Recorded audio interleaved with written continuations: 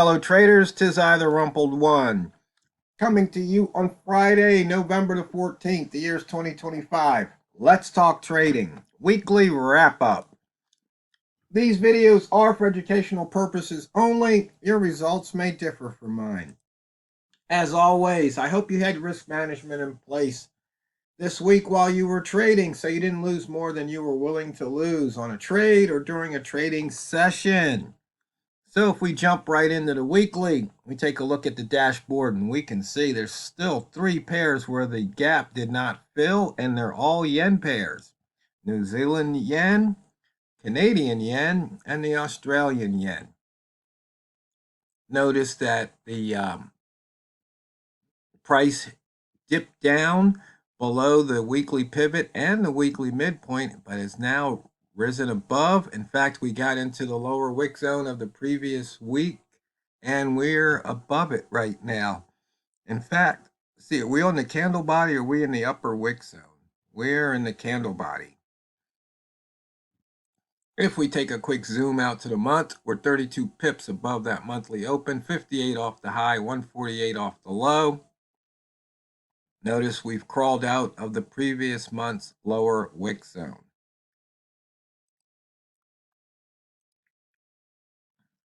Now, if we look at the opening range charts, this is kind of interesting here. You can see we so far seem to be slightly range bound. For the week, we popped out of the high and the low for the weekly open range today. We also are now within the opening range for the month. Notice we started above it and we pushed through it. The opening range for the month, we almost, let's see, we broke the bottom by 2 points. So we completely ran through the opening range for the month today.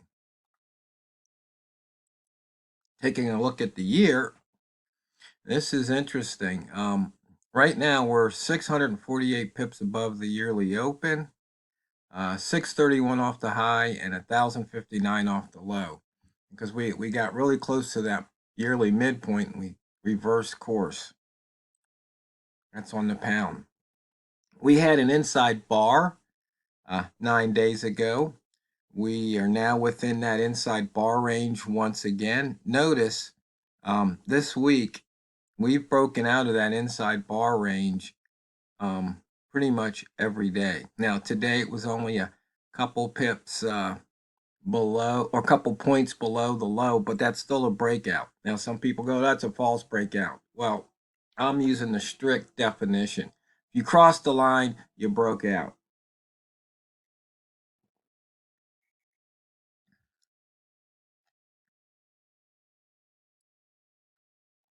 Today's we only have 92 pips of range, which is still kind of anemic, but you can see here on the dashboard that the pound New Zealand is 252 pips, 149 off the open at the moment. That's pretty huge. I'm not sure what's going on, but the other New Zealand pairs don't seem to be having that type of volatility. Notice the pound yen, the beast, 164.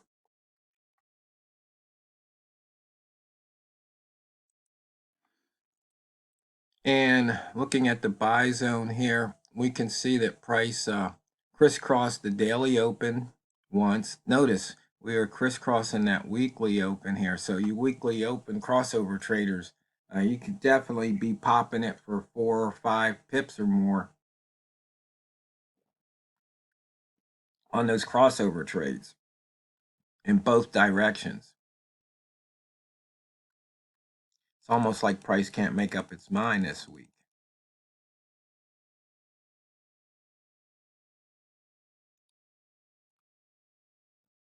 The green rats and the red rats both feasted. You can see here we pushed down to that daily low, turned right around the next 15 minutes and pushed up to the daily high. hit that 132.00 and then reversed.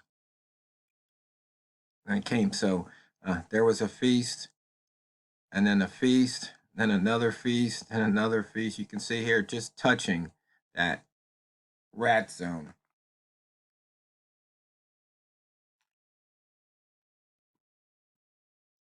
And when you see these opportunities, this is what you can take advantage of. Now, is it going to work every time? No. And that's why we have our stop loss in place. That's why we have money management and risk management. And I talked about fear this week, but there's no reason to have fear because you know the worst thing that could possibly happen, barring the unforeseen black swan fat finger event. Bambino Flex said to go long. The pivot trading plan said to go long near the pivot. And as you can see here, could have paid off. You could have made 5 or more pips a few times.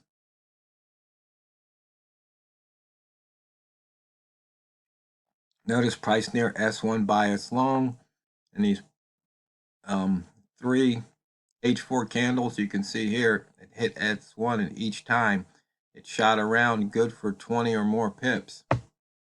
Once again, these simple plans, if you execute them, if you have your stops in place, there's nothing to worry about, nothing to fear. Sometimes you're going to make profit, sometimes you're not. And so if you're overly concerned about losing, you need to change your focus. Focus on executing your plan according to plan, and you should be okay. Okay, for the pivots, we took out the daily pivot. We took out the weekly pivot. We haven't taken out the monthly pivot so far. And we're halfway through the trading month here. We've got 2 more weeks of trading except Thanksgiving. I guess that last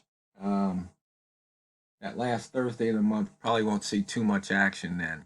Even though, I can remember over a decade ago, there was a lot of action on Thanksgiving. The euro was going crazy, if I remember correctly. It was going crazy to the upside.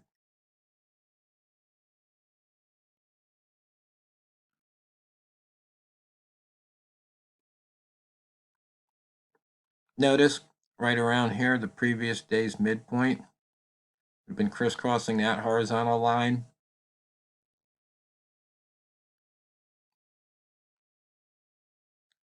The percentage has dropped to 73, but we're still, over 70, which if you win 7 out of 10 times, you should be okay.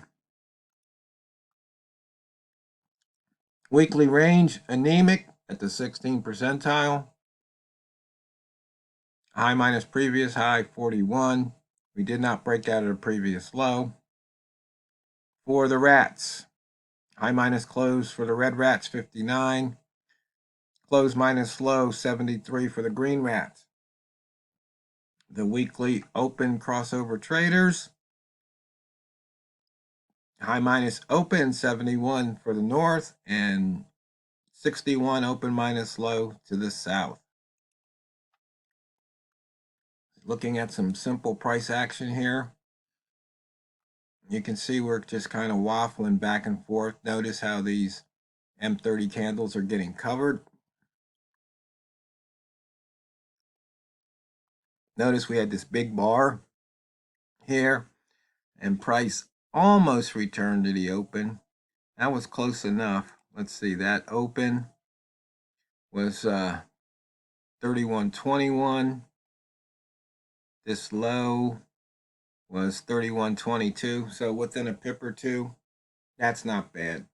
You should be able to make money on trades like that.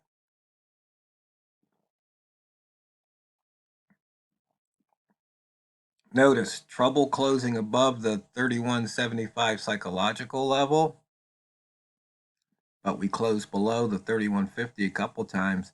Now we've closed above it. So once again, price trying to figure out where it wants to be.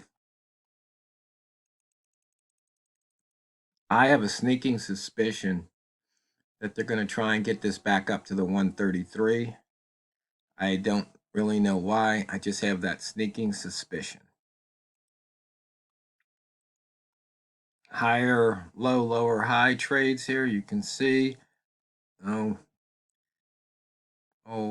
few minutes ago, or more than a few, we had price go through the lower high. Then we had a new 3-ball put in. Price fell through the higher low here. And you can see you got this big bar. Back before the video, I was looking at this and I'm thinking, look at these two big bars. Price needs to come back to the open. So right there would have been a very nice trade of about 5 pips or so. And if you hung in, you could have picked up a few more. And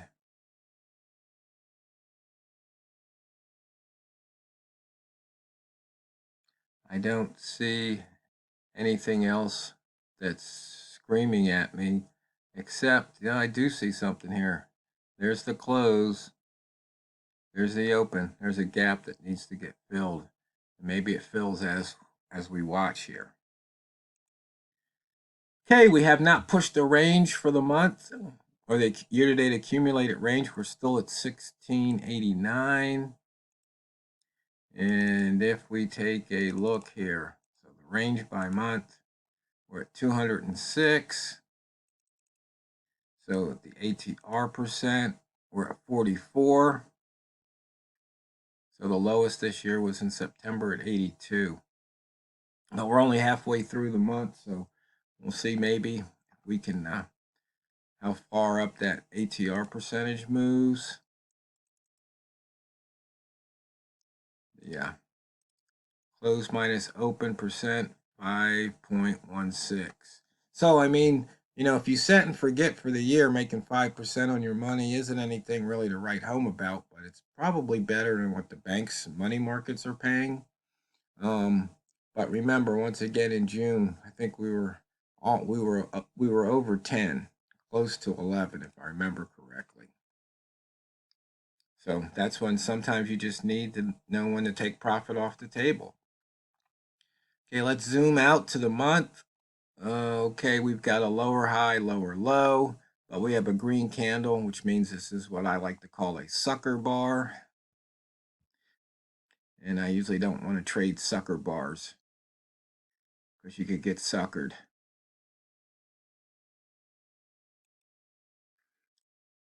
Okay, on the weekly, price turning up, price between wick zones, buyer strong control.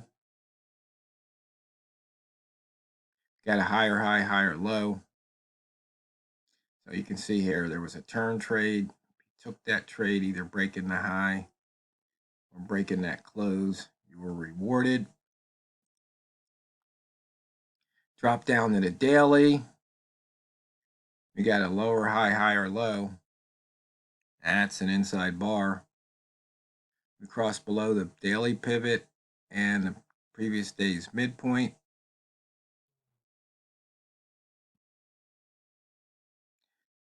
And that pretty much wraps it up. So, traders, once again, I talked about fear.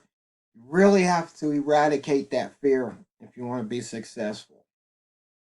And part of that is quit focusing on the results of each individual trade and try and think longer term.